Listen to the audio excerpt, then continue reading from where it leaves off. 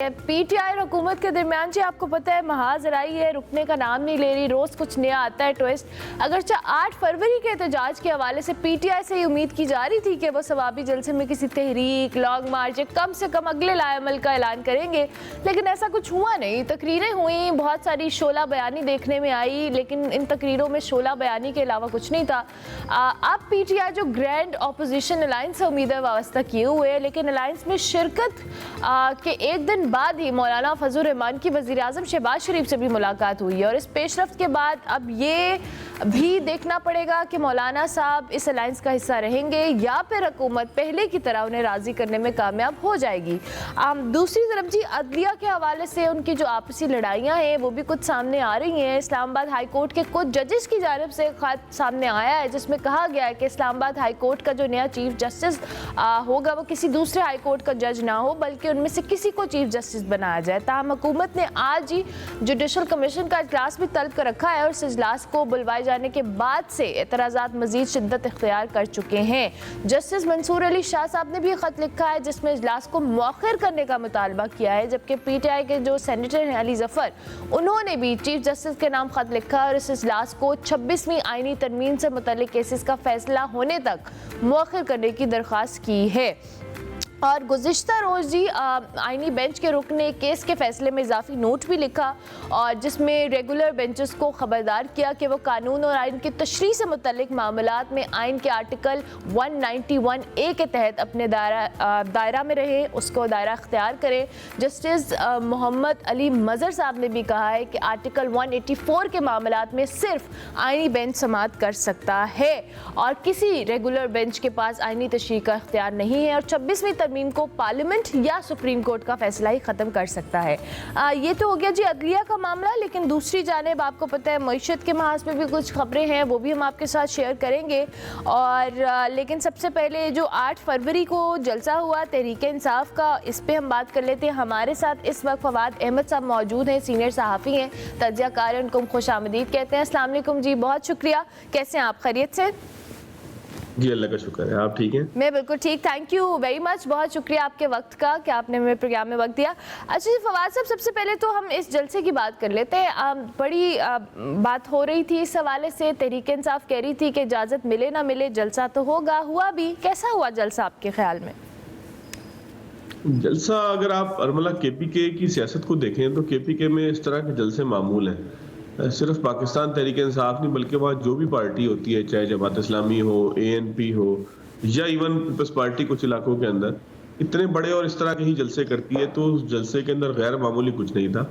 हाँ, गैर मामूली ये था कि उसमें अली अमीन गंडापुर साहब की तकरीर में कुछ अल्फाज थे वो इंतहाई गैर मामूली थे। रियासत का एक हिस्सा है वो, और रियासत जो है वो किसी शख्स की नुमाइंदगी नहीं करती, किसी शख्स को या किसी इदारे के लिए वो रियासत नहीं कहते। रियासत अवाम और जो उसके अंदर इदारे हैं वो मिलकर बनाते हैं। तो उन्होंने उसके ऊपर ही थूक दिया, यानी कि उन्होंने अपने मुंह के ऊपर ही थूक दिया, तो ये एक अजीब व गरीब सूरत हाल थी। बाकी इसके अलावा तकारीर करना, जलसे के अंदर बड़ी बड़ी बातें करना, इमरान खान साहब को छुड़वा लेने के दावे करना, ये एक नॉर्मल सी चीज़ है और वो पाकिस्तान तहरीक इंसाफ ने किया।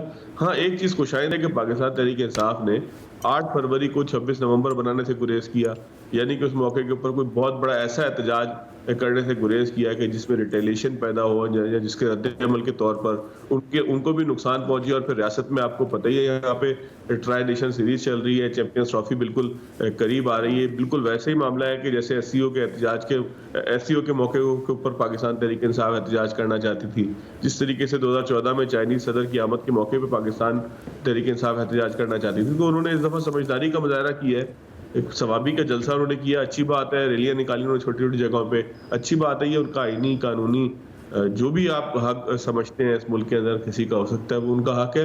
उन्होंने एक जलसा किया जो गैर मामूली किसी सूरत नहीं था। जुनैद अकबर साहब की गुफ्तगू तो बड़ी तुंदो तेज है, मतलब महसूस ही होता है कि जैसे वो सुबह जाएंगे अडियाला जेल का दरवाजा तोड़ेंगे, जो अली अमीन गंडापुर साहब और बाकी लोग नहीं कर सके वो उसको जरूर करके दिखाएंगे। लेकिन अगर जलसे तक बात की जाए तो जलसा एक बड़ा मुनासिब सा, जैसे सियासी गैदरिंग्स सब करते हैं, जैसे सियासी गैदरिंग्स होती हैं उसी तरह की एक गैदरिंग, उसमें कुछ तकारीर जिस तरह से मैंने आपको पहले ही बताया कि वो काबिल एतराज़ थी। उनके अल्फाज जज्बात में इस हद तक नहीं चले जाना चाहिए कि अपने मुंह के ऊपर थूकना शुरू कर दिया जाए, तो वो बस एक अजीब व गरीब बात थी। बाकी मजीद जो गुफ्तगू आपने की कि पीटीआई क्या इत्तेहाद बना पाएगी, ये भी एक बड़ा सवाल है। या क्योंकि इत्तेहाद बनाने के लिए, एक ऑपोजिशन ग्रैंड अलायंस बनाने के लिए एक बुर्दबारी की जरूरत होती है, एक मतानत की, संजीदगी की जरूरत होती है। आपको अच्छा, याद तो नहीं होगा कि सॉरी मैं आपको मैं आपको इंटरप्ट कर रही हूँ। मैं चाहूँगी जलसे के हवाले से मैं आपसे एक और सवाल कर लूँ, फिर हम इस ग्रैंड अलायंस पे आते हैं। वासिफ, जैसे आपने खुद भी कहा कि जलसा कुछ ठीक था, जैसे मुनासिब सा एक जलसा होता है वैसे किया गया। नॉर्मली हमने तहरीक इंसाफ के अगर जलसों का पैटर्न देखा जाए तो जब भी यहाँ पे कोई जलसा या एहतजाज किया जाता है तो उसके लिए अगला लाएअमल दिया जाता है या बात की जाती है जी कि आज हमने यही जलसा किया, अगली बार हम ये करेंगे। और फिर जब तकारीर भी होती हैं वो बिलो द बेल्ट जाना, कुछ तहरीक इंसाफ के लोग हैं जो ये करते हैं, हमेशा से करते आए हैं, ये उनकी रविश रही है। बट डू यू थिंक कि ये जो जलसा है इसको बस फॉर द टाइमिंग समझा गया कि जलसा करना है, उसके बाद का कोई प्लान ऑफ एक्शन किसी के पास नहीं था या किसी ने देना नहीं चाहा? क्योंकि ऑलरेडी जब भी इस तरह से तहरीक इंसाफ कुछ करती है तो फिर हुकूमत रिटेलिएट तो करती है उस चीज़ को। देखिए, अगर पाकिस्तान तहरीक इंसाफ की इस वक्त सियासत को देखना तो कुछ बोझलपन है। असल में सारे पत्ते एक साथ इस्तेमाल नहीं किए जाते। पाकिस्तान तहरीक इंसाफ अपने पत्ते बड़ी तेजी के साथ शो करती रही है, इस्तेमाल करती रही है।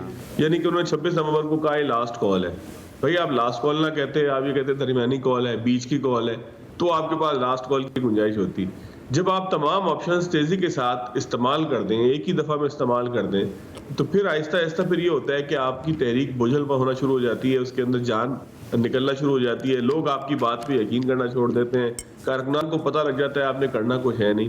फिर सबसे बढ़कर बात यह कि सवाबी खुद पाकिस्तान तहरीक इंसाफ का होम ग्राउंड है। केपीके के अंदर आप जहां भी जलसा करेंगे वहां बस जलसा आप जितना बढ़ी, मतलब एक जो है वो सुबह का सीएम खड़ा हुआ है जलसे के अंदर, बरसर इक़्तिदार पार्टी जलसा कर रही है, तो उस जलसे ने क्या जलसा होना है? जलसा तो बुनियादी तौर पे अपोजिशन के खिलाफ होता है या अपोजिशन होते हुए जो है वो आप हुकूमत के खिलाफ करते हैं। जलसा अपनी हुकूमत में, अपने घर में, अपने खिलाफ तो नहीं हो सकता। तो जाहिर है कि उस जलसे की उतनी जो है वो शिद्दत नहीं थी, उतना उसके अंदर खौफ नहीं था। बाकी लाएअमल की अगर आप बात करें तो जब आप सारे पत्ते इस्तेमाल कर लें तो उसके बाद नेक्स्ट जो है वो फिर इतना आसान नहीं होता आपके पास ऑप्शन कि आप क्या करें। और फौरी तौर पर पाकिस्तान तहरीक इंसाफ को ये बात इल्म में है कि अभी 5 साल इस हुकूमत ने चलना है, यानी कि 1 साल हो चुका है, 4 साल अभी और चलना है। तो ये सारा कुछ आखिरी 2 साल 1.5 साल के अंदर होता है कि आप हुकूमत को डराते हैं, धमकाते हैं। पहले साल तो कोई हुकूमत आज तक गिरती हुई नहीं दिखाई दी। इससे पहले भी पाकिस्तान तहरीक इंसाफ 2014 में कोशिश कर चुकी है, कोई फायदा नहीं हुआ था। पता नहीं कितने दिन धरना होता रहा था वहां पे, आखिरकार उसको भी खत्म करना पड़ा। खुद खान साहब मौजूद थे, कितने लोग धरने में हुआ करते थे, क्या कुछ होता था, ये सबको इल्म है। तो पाकिस्तान तहरीक इंसाफ जितनी तेजी के साथ अपने आप को एग्जॉस्ट करती रही है, ये आपको कछुए और खरगोश की रेस की वो कहानी याद होगी कि जो बचपन में हम किताबों में पढ़ा करते थे कि कछुए और खरगोश की रेस हुई और खरगोश जो है वो बहुत तेजी से दौड़ा, उसके बाद सो गया और कछुआ जो है वो रेस के अंदर पहुंच गया। तो सियासत बुनियादी तौर पर जो है वो कभी तेज और कभी सुस्त चलने का नाम होता है। वो एक स्पीड के साथ नहीं चला करती। कॉन्स्टेंटली आप उसके ऊपर जो है वो अपने ऑप्शन इस्तेमाल नहीं करते, क्योंकि ऑप्शन ज़ाहिर है कि महदूद होते हैं, चालें महदूद होती हैं और उन चालों को ठीक तरीके से इस्तेमाल करना होता है। आप चाहे तो एक वक्त में इस्तेमाल कर लें, एक ही घंटे के अंदर इस्तेमाल कर लें, फौरी इस्तेमाल कर लें, चाहे तो आहिस्ता आहिस्ता उसके साथ चलते रहें। बहुत सारे सियासतदान इस तरीके के आपने पाकिस्तान की तारीख में देखे होंगे कि जो बहुत आराम के साथ, अगर आप जरदारी साहब को देखें, मियां मोहम्मद नवाज शरीफ को देखें, तो उन्होंने अपनी सियासत को बचाया इस तरीके से है कि उन्होंने एक लिमिट से आगे जाकर जो है वो ना एस्टेब्लिशमेंट को पुकारा है, ना जो है वो तोड़फोड़ की तरफ आए। अगर आप पहले दिन ही सब कुछ कर लेंगे तो फिर आपके पास कुछ भी नहीं होगा। तो पाकिस्तान तहरीक इंसाफ अब एक बंद गली के अंदर फंसी हुई है और बंद गली से निकलने का रास्ता यही है कि आप आहिस्ता आहिस्ता अपने आप को पीछे लें, जिस तरीके से पाकिस्तान तहरीक इंसाफ ले रही है उस सफबंदी के अंदर आएंगे जो अपोजिशन की होती है। और फिर जो है वो गली से निकलने के बाद